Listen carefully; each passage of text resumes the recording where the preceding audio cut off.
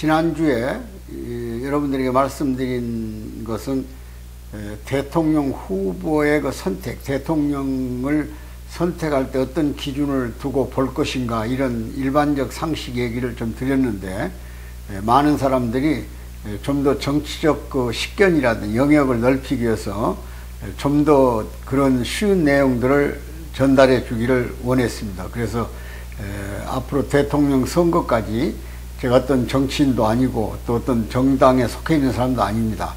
다만 일반 대중에게 우리 분단 문제라든지 우리 민족의 선진화의 길이라든지 이런 여러 가지 내용을 갖고 대중 강연하는 사람 중에 하나이기 때문에 이런 시대 정신이죠. 이 시대가 우리가 선택해야 할 어떤 정신, 이런 것들을 보편적으로 상식적인 선에서 말씀드리기 위해서 제가 또 이 주제를 선택했습니다. 이 대통령이 어떤 사람을 우리가 선택할 것인가 중대한 기로에 있기 때문에 한 사람의 지도자를 어떻게 뽑냐에 따라서 운명이 많이 갈려집니다. 우리 역사상에서 보면은 위대한 리더십을 가진 사람들에 의해서 세계사를 뒤바꾼 일들은 얼마든지 있습니다. 그래서 우리나라가 지금 처한 이 직면, 분단 극복이라든지 또는 인구 소위 절벽에 관한 문제, 기후 생태계 세계사적인 문제, 코로나 팬데믹 문제 같은 정말 국민적 가치가 혼란될 때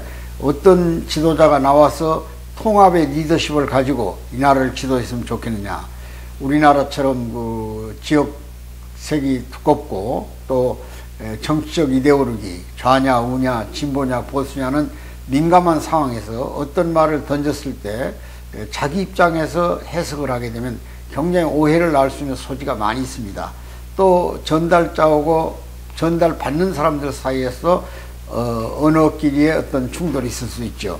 그렇지만은 또 이 시대에 사는 사람으로서 또 연륜을 가지고 경험한 사람으로서 또 필요하다면 한 말씀 안 할 수 없어서 이렇게 상식적인 얘기를 드리고자 하는 겁니다. 우리는 오랫동안 농경사회를 살았고 또 산업사회를 거쳐서 지금은 지식정보사회, 쉽게 말하면 지식기술사회에 들어와 있습니다. 엄청난 변화죠. 농업사회는 막 1억 년 가까이 진행됐다면 산업사회는 불과 한 300년, 그리고 지식정보사회는 급격히 달라집니다. 날마다 변화가 오죠. 지금은 로봇 산업이라든지 인공지능 산업, 플랫폼 산업 같은 것이 또 뭐 빅데이터니 사물 인터넷 같은 신조어들이 나와가지고 세상을 지금 지도하고 있고 휩쓸러 갑니다.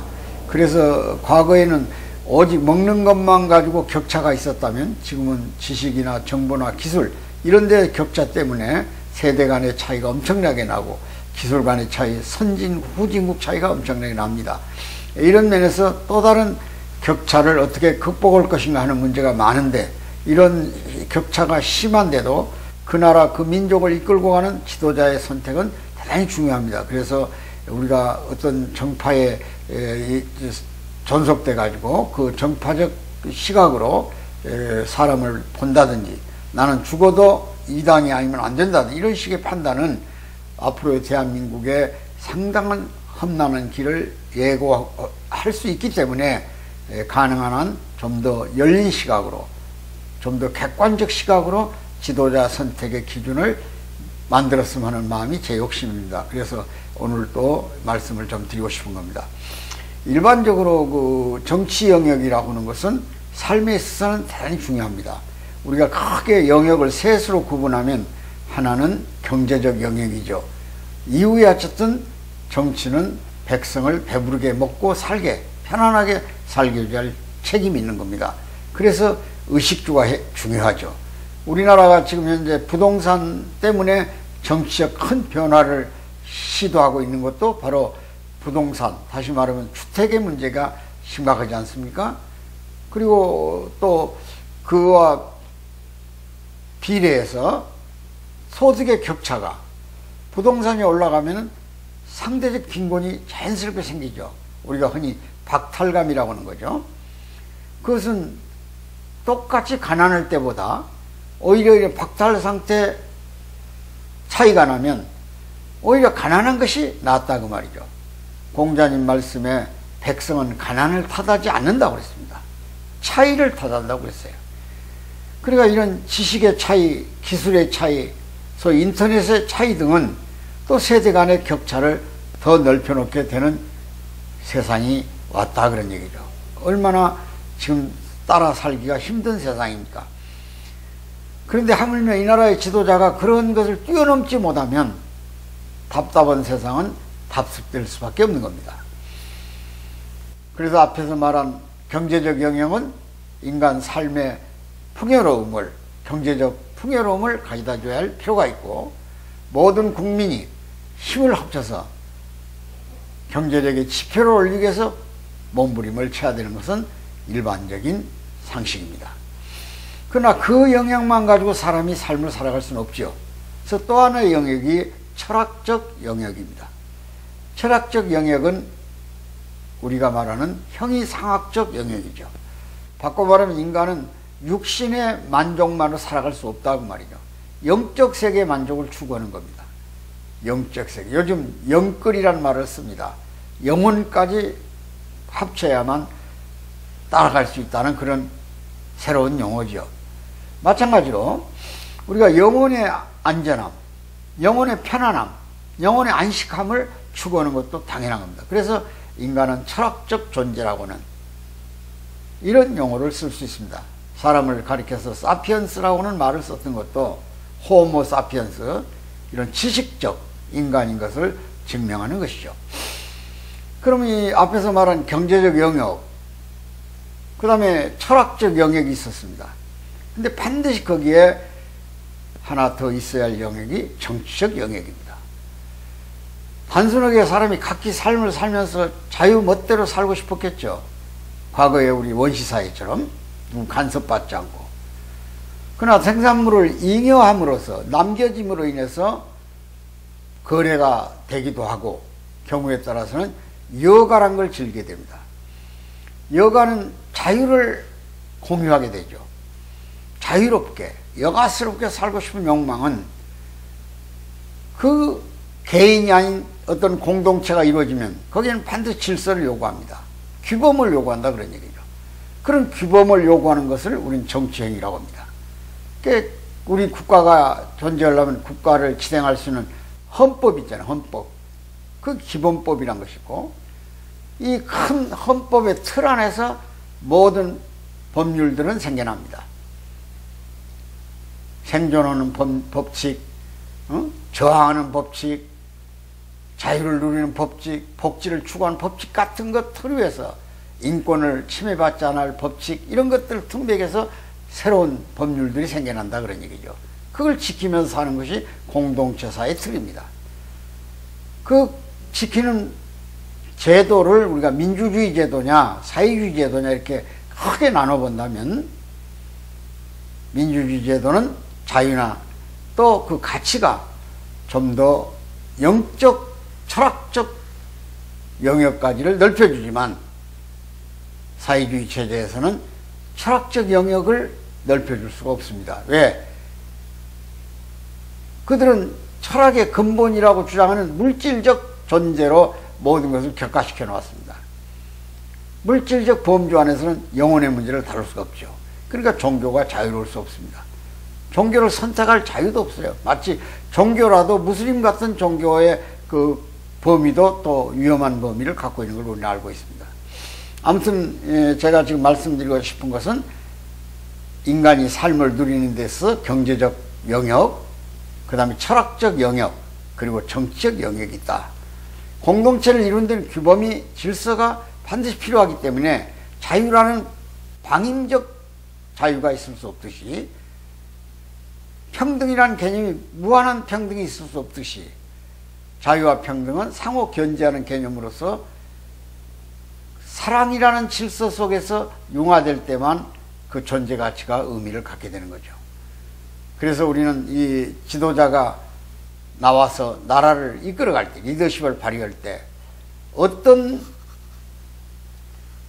법칙 밑에서, 어떤 헌법적 가치 밑에서 나라를 끌고 갈 것인가를 먼저 예의주시할 수밖에 없습니다.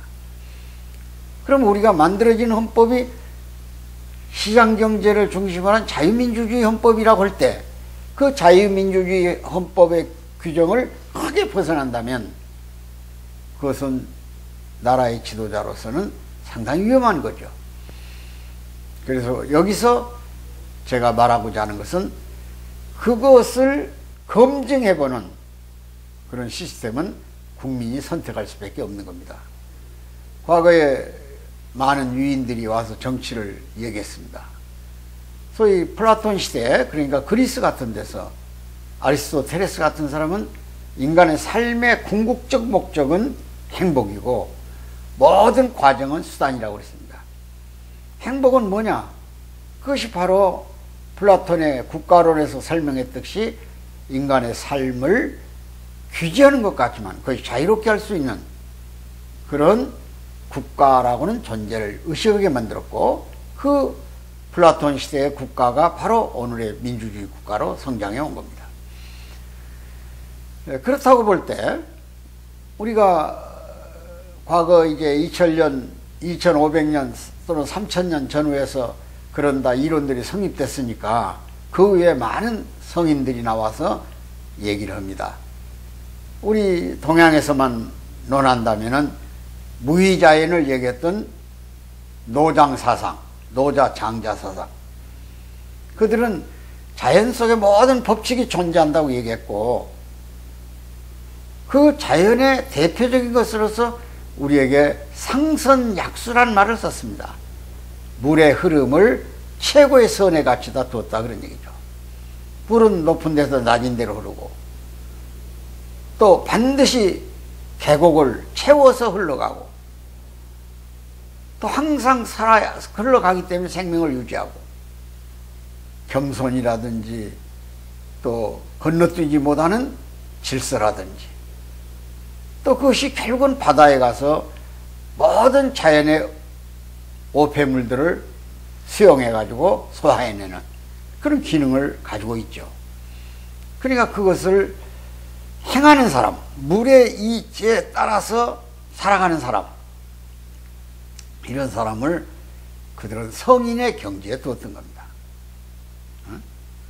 그리고 공자의 사상을 대표하는 사단 같은 거, 인이예지라는 게 있지 않습니까? 인, 어질인자죠. 거기서 측은지심을 얘기했어요. 불쌍한 것을 보고 같이 눈물 흘릴 줄 아는 인정, 측은한 마음, 약한 자를 보살피고자 하는 의지, 이런 것들을 집약적으로 측은지심에 표현했습니다. 인이 발을 이자죠. 어를 이자. 그것이 바로 시비지심입니다. 옳으냐 그르냐를 판단하는 기준은 있어야 된다. 그 양심이 선생이에요. 자기 양심을 놓고 옳은 일인가 그런 일인가 판단해 보면 분명히 나오게 됐어요. 그게 바라는 바로 수호지심이죠. 수호지심. 잘못을 저질렀을 때 부끄러울 줄 아는 마음. 그게 측은지심과 크게 다르지 않지 않습니까? 그리고 이제 지가, 인이 얘가 사양지심이죠. 양보의 미덕. 조금이라도 연약한 사람 앞에 더 도와주고 싶고, 또 그들을 앞서게 하는, 어떤 위험한 길을 갈 때 그들을 바른 길로 인도해주는 그런 사양지심, 자기 욕심보다는 남을 배려하는, 과거의 당군 성조가 우리에게 가르쳐줬던 홍익정신 같은 이타의 정신, 그게 사양지심이죠. 그리고 지가 이제 지, 판단이죠. 그게 바로 시비지심입니다. 옳으냐 그르냐를 결정할 수 있어야 된다. 그게 다 집대성대에서 나온 학문이 성리학이고, 그 성리학 중에서 대표적인 인물로 우리는 퇴계선생을 꼽습니다. 퇴계선생은 인지예란 말로 사단을 세 가지로 집약했어요. 측은지심, 수호지심이 있어야 되지만 마지막에 판단하는 사양과 판단을 하나로 합쳐서 어떤 사건에 부딪히거나 어떤 상대방의 언어에 와서 자기에게 판단을 요구할 때는 반드시 마음에다 들어온 것을 오래 참고 견디면서 새겨서 표현할 때 그 표정을 지금처럼 즉흥적으로 흥분해서 행동을 규제 못하는 그런 어리석음을 범하지 말고 심오한 경지에서 바른 말로 또는 상대방의 상처받지 않는 용어를 선택해 쓰도록 이렇게 표현은 우리 정말 성리학의 대가들도 많이 계셨습니다. 흔히 우리가 일반적으로 수신제가 치국평천하 그런 말이지 않습니까? 수신, 몸을 먼저 닦아라. 그리고 가정을 다스려라. 수신제가. 그리고 치국, 나라를 다스리는 지도자는 반드시 자기 몸의 처신, 인격의 품성을 갖추는 거죠. 그리고 가정을 원만하게, 가정도 하나의 말단 조직이지 않습니까? 국가란 말을 나라, 국자, 집가자 쓰냐. 가정이 모여서 나라가 된다는 거 아닙니까? 그러니까 가정의 리더십도 중요한 겁니다. 가정에서 부모가 있고 자녀가 있고 형제 다 있지 않습니까? 그게 적은 국가예요. 그러니까 수신제가 집에서 행위가 거칠거나 가정을 사랑을 중심으로 원만한 화평의 가정을 이루지 못하는 것은 치국의 도리에 도달하지 못한다 그런 뜻이죠. 평천하, 천하를 갖고 싶거든 몸단장을 먼저 차리라. 그래서 인간은 인격체로서의 모습을 요구하는 거죠. 인격을 논할 때 우리는 대부분 신은 섭한 그런 말합니다. 신, 몸 자세가 갖춰져야 되고 어느 하나하나가 신중을 기해서 할 말과 안 할 말을 구분할 줄 알아야 되고 글을 쓰되 바르게 쓰고 그리고 품위를 흔들리지 않고 중심을 잡을 줄 아는 자기의 모습을 나타날 때 그를 가리켜 우리는 인격자다. 사람 됨됨이 됐다. 이렇게 표현하는 거예요. 크게 벗어나지 않습니다. 오늘의 정치를 하겠다는 지도자들을 그 기준에 놓고 봐도 과거에 노자 장자 그랬던 성인의 경지가 물의 흐름에 따라서 세상을 이해하고 판단하고 일하고 있는가? 그 다음에 인의의 길을 논했던 군자상은 과연 측은지심이, 수호지심이, 시비지심이, 사양지심이 존재하고 있는가 볼 수 있다 그런 얘기죠. 이런 점에서 여러분이 오늘은 과연 지도자를 뽑는데 좀 더 관심 있게 되다 보면 우리가 흔히 범하기 쉬운 연고주의, 지역주의, 혈통주의, 학연주의 같은 것은 벗어날 수 있고 특히 이데올로기 좌냐 우냐 보수냐 진보냐 거기에 매몰되지 마십시오. 이데올로기는 정치 수단입니다. 수단. 정치가들이 이데올로기를 통해서 결집시켜 가지고 자기 편을 만들어내는 거예요. 못 벗어나도록. 거기에 노예가 되면 대단히 불행한 사람이 됩니다. 가장 불행한 사람이 이데올로기로부터 속박된 사람들이에요. 좀 뛰어넘으십시오. 그래야 남북 통일의 길이 보여요. 이런 점을 여러분들에게 말씀드리고 싶은 겁니다. 그럼 오늘날 우리가 과연 그런 통합의 리더십을 가진 지도자를 오늘은 두 분만 여러분에게 말씀드리려고 합니다. 2차 대전을 승리로 이끈 영국의 윈스턴 처칠이라는 사람이 있습니다. 그는 사관학교 출신이고 육군 또 해양 장관부터 시작해서 몇 곳의 장관을 거칩니다. 수상만 3차례를 합니다. 재상만. 그가 재상에 오르던 1940년 5월은 2차 대전이 최악의 경지에 도달할 때입니다. 독일이 승전이 눈앞에 다 왔어요. 런던 시민이 벌벌벌 떨면서 정말로 전쟁의 고통을 더 이상 감내할 수 없다고 항복의 소리가 여기저기서 나왔어요. 그때 처칠이 등장합니다. 처칠은 이미 독일의 전투기가 런던을 계속 폭격할 때 이 불안한 공포로부터 시민을 어떻게 자결감 속에서 벗어날 수 있게 하느냐 안도할 수 있게 하느냐 해서 그가 최초로 생각해낸 것이 방공호라는 걸 파는 겁니다. 방공호. 자기 몸을 보호하는 방공호를 팔아. 그리고 전투기를 두려워하지 말아라. 우리가 곧 그를 격추할 날이 올 것이다. 이게 얼마나, 지금도 영국 런던에 가면 방공호를 전시관에 기리고 있어요. 기념관으로 만들어 놨어요. 지금 우리 전 세계가 다 지금 전투기로부터, 폭격기로부터 보호받기 위해서 방공호를 만듭니다. 그게 다 처칠의 아이디어예요. 그 단순한 것 같지만 그것이 영국 국민에게, 시민에게 자존심을 줬다. 아, 이제 우리가 공중으로부터 폭격이 별거 아니구나. 막을 수 있구나. 거기서부터 사기를 올리고 영국 국민에게 호소한다고 그랬습니다. 피와 땀과 눈물을 흘려서 조국을 지키자고.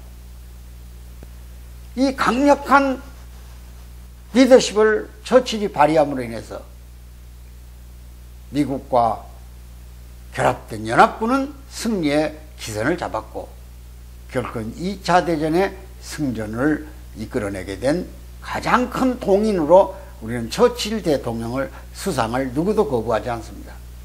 처칠.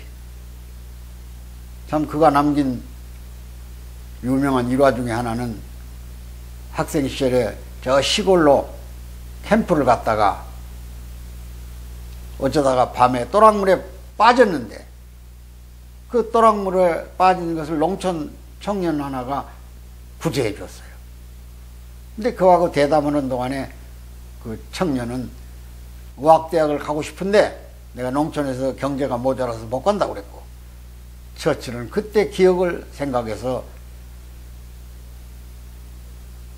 그 청년을 런던에 데려다가 유학을 시켰습니다. 2차 대전에 처칠은 큰 질병을 얻어가지고 죽게 생겼는데 그 농촌에서 런던으로 데려다가 의학대학을 나오게 했던 프레미라는 그 청년이 바로 페니실린을 개발해가지고 처칠의 목숨을 구해줬다는 유명한 일화도 있습니다.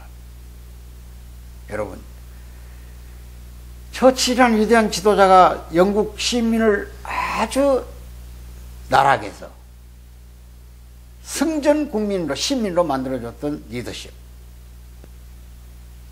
물론 그도 이튼 스쿨 학생입니다.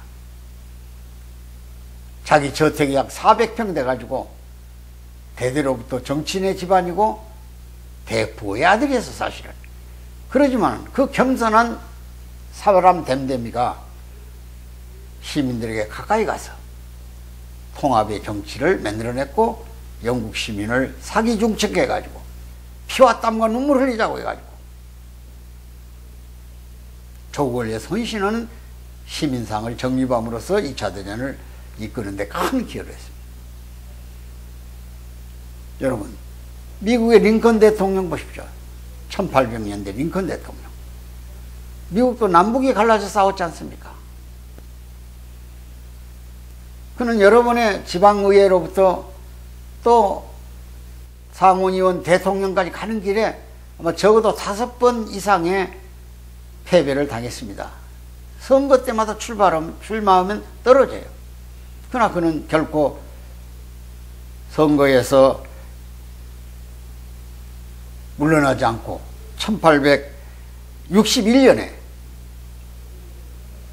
미국의 16대 대통령에 출마를 합니다. 그가 대통령에 출마하면서 노예 해방을 선언해 버린 거예요. 노예 해방. 여러 주에서 반발이 들어왔죠. 그때 미국 사회도 농업 사회니까 노예가 없이는 잉여 생산물을 만들어낼 수 없지 않습니까? 근데 노예를 해방하겠다고 하니까 얼마나 많은 반발이 있었겠어요. 그때 그가 유명한 말을 하나 던져버립니다.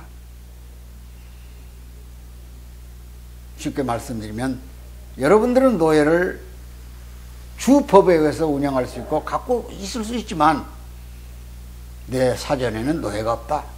인간은 평등하게 태어났고 평등하게 살아야 할 천부적 권리가 있다. 그러니까 나에게 노예 해방에 선언에 대해서 반대하지 말아달라. 이렇게 단호히 거절했어요. 노예해방 선언을 했지만은 남군의 공격에서 남북전쟁이 일어납니다. 그는 남북전쟁을 승리로 이끈 대통령이죠. 그 남북전쟁 당시에 캐티치 버그스라는 미국의 유명한 전쟁터에서 국민을 향한 연설을 하잖아요.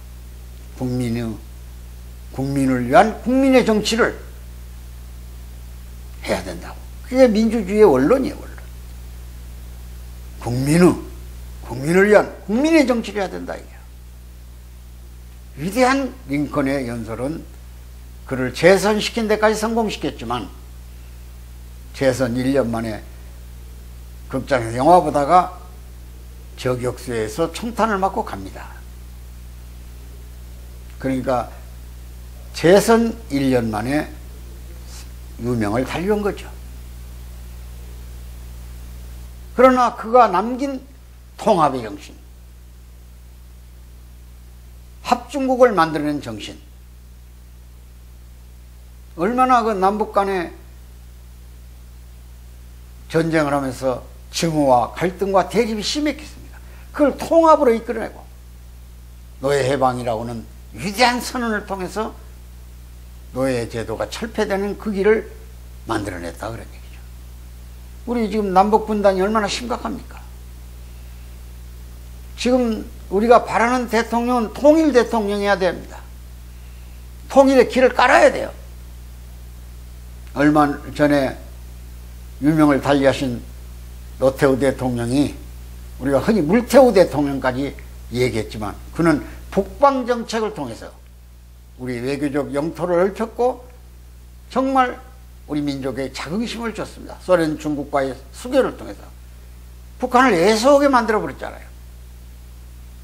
결국 그 길을 김대중 대통령이 달려가서 6.15 선언을 끌어내기도 하고, 그리고 지금 우리가 이 존재하고 있는 거예요. 지금 나오시는 대통령은 누가 되실지 몰라도 그런 통합의 넓은 리더십을 가져야 됩니다.